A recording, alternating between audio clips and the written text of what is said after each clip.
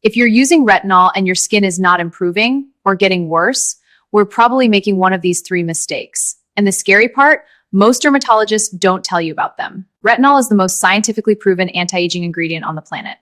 But used incorrectly, studies show it can actually speed up skin sensitivity, damage your moisture barrier, and make fine lines look worse. By the end of this video, you'll know exactly how to use retinol the right way, so it actually works. Plus, I'll reveal the one timing mistake that's making 90% of women's skin worse without them even knowing it. Decoding the ultimate paradox of skincare's absolute gold standard, retinol. You know it, right? It's widely considered this miracle anti-aging treatment backed by decades of peer-reviewed research. But as we're about to see, the line between a miracle compound and something that literally destroys your skin barrier, it's actually razor thin. Just look at this number, 40%. According to a honestly mind-blowing 2019 study in the Journal of Investigative Dermatology, if you applied retinol to your face this morning and then just walked outside into the daylight, you might have just increased the oxidative stress in your skin cells by over 40%. You literally didn't prevent aging today, you actively accelerated it. And hey, that's exactly why we're turning this explainer into a definitive step-by-step tutorial to fix those sneaky mistakes you might be making right now. All right, so let's dive into this. Here is our roadmap for the tutorial today. Number 1, timing, the sunscreen myth. Number 2, dosage, building cellular doors. Number 3, chemistry, the lock and key. Number 4, a step-by-step skincare routine. And finally, number 5, the $9 truth. So, Section 1. Timing, the sunscreen myth. Now, if you grab a bottle of a popular, highly rated retinol serum right now, check the back. The instructions probably say something like, apply morning and night for best results. But honestly, there's a massive disconnect between that marketing label and actual cellular biology. Basically, marketing wants you to use it twice as fast, so you buy it twice as often. Biology, however, strongly disagrees, and here's why. Retinol is a super unstable molecule when it's exposed to sunlight. Think about how UV light fades your car seats over time. Well, it's doing that exact same destructive fracturing to your skincare.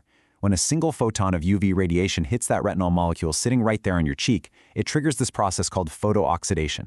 The energy from the light physically fractures the molecule. It breaks it apart and turns into a destructive free radical. And a free radical is desperately unbalanced. It's missing an electron. So what's it going to do? It frantically goes on a rampage to steal an electron from the nearest source, which unfortunately happens to be the healthy collagen and elastin proteins in your skin. Sunlight is literally weaponizing the retinol, causing it to eat away at your facial structure. I know what you're probably thinking. Wait, I wear SPF 50 every single morning, so I'm totally shielded. And hey, that's a really logical assumption, but it kind of ignores how sunscreen actually functions in the real world. SPF is an incredible filter for sure, but it is not a literal lead wall. Even with absolutely perfect application, a tiny fraction of UV radiation is still going to interact with your skin. And because retinol is just so incredibly volatile, even 1% of UV light slipping through is enough to trigger that fracturing process. Suddenly, your skin is fighting a war on two fronts. It's trying to defend its cellular DNA from the sun while also managing this localized chemical attack from the breaking down retinol. So the takeaway here, we absolutely have to banish retinol to nighttime. It's just a strict biological requirement.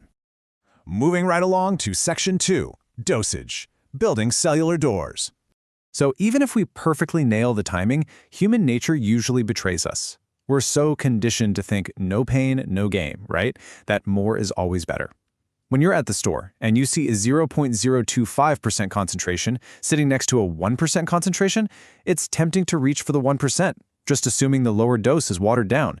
But when people jump straight into the deep end with a high percentage like that, within a few days, their skin turns red, it burns, and it aggressively flicks. You've probably seen beauty influencers call this the purge, kind of presenting it as this necessary rite of passage. But let's be scientifically precise here. We need to contrast a true acne purge, which is really just clogged pores rapidly surfacing, against what's actually happening with that 1% retinol. That intense burning and raw redness, the kind that stings when you just sweat or put on a basic moisturizer? Yeah, that is contact dermatitis. You are literally giving yourself a localized chemical burn. The amazing dermatologist Dr. Whitney Bowe actually calls this the retinol rebound. See, by compromising your skin barrier with way too much active ingredient, you're triggering your immune system to sound the alarm, flooding the area with inflammation. This creates a state that researchers call inflammaging. Chronic inflammation like this activates these enzymes called MMPs. Now, their normal everyday job is to clear out damaged tissue. But when they're stuck in overdrive because of that burn, these enzymes literally become collagen destroyers.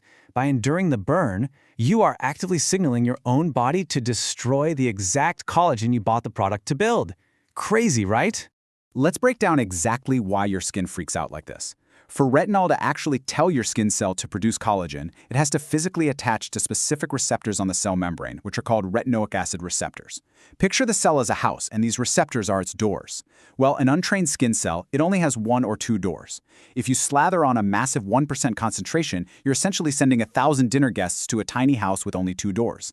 A couple get in, sure, but the vast majority are left stranded outside on your skin, where they oxidize, irritate, and trigger that whole inflammaging response we just talked about.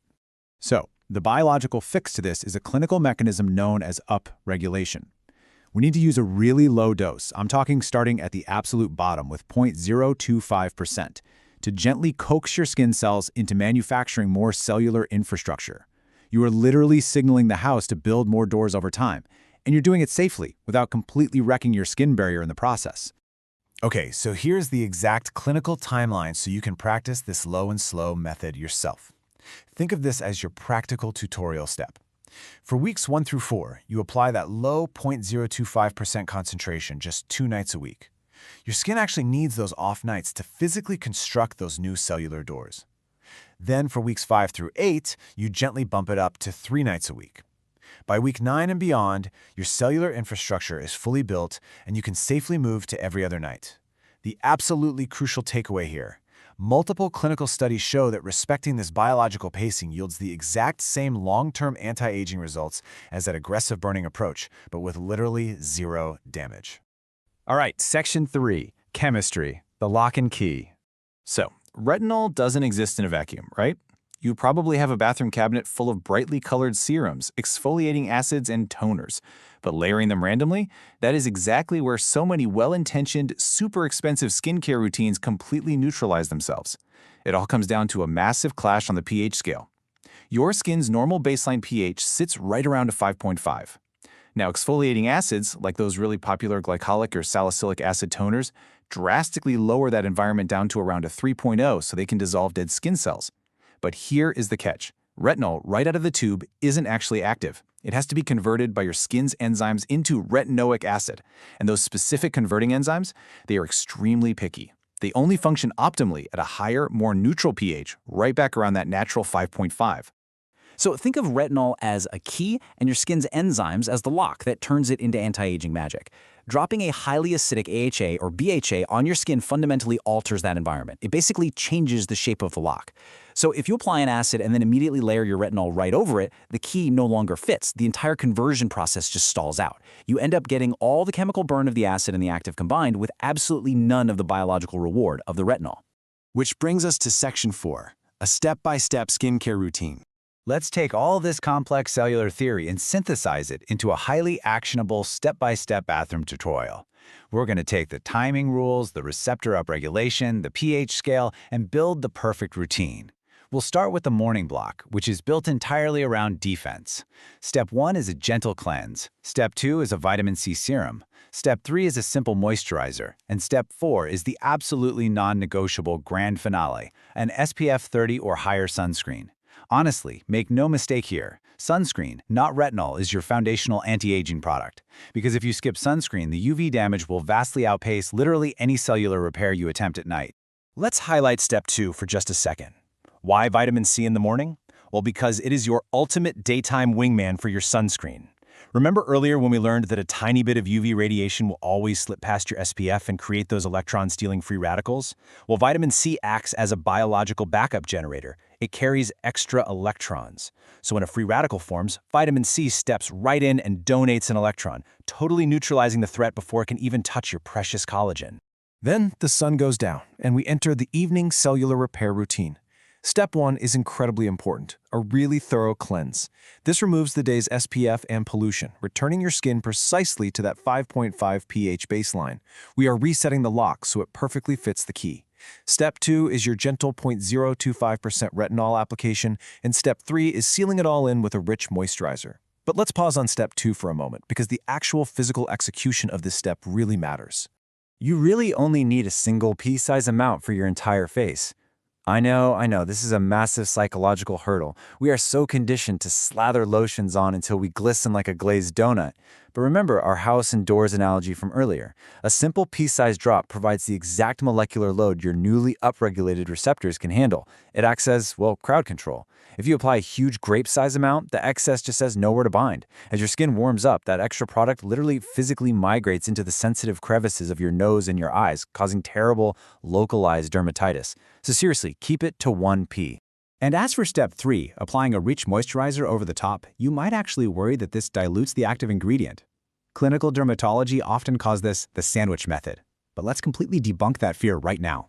Retinol is a highly lipophilic molecule, which just means it's naturally attracted to and soluble in fats. So the retinol easily travels right through the lipid layers of your moisturizer, diving deep into your skin to reach those receptors. Meanwhile, the moisturizer stays right on top to soothe the surface barrier. It doesn't dilute the mechanism at all, it just mitigates the irritation. And hey, if you really love those exfoliating acids we talked about earlier, you definitely don't have to throw them away. You just need to practice the separation of actives, using a really practical weekly calendar like this one here. Monday, Wednesday, and Friday evenings, those are your dedicated retinol nights for cellular repair. Tuesday and Thursday evenings, those are for your chemical exfoliants. By splitting them up into this routine, you maintain a pristine, ideal pH environment for every single chemical, making absolutely sure they all work at peak efficiency. And finally, section 5, the $9 truth.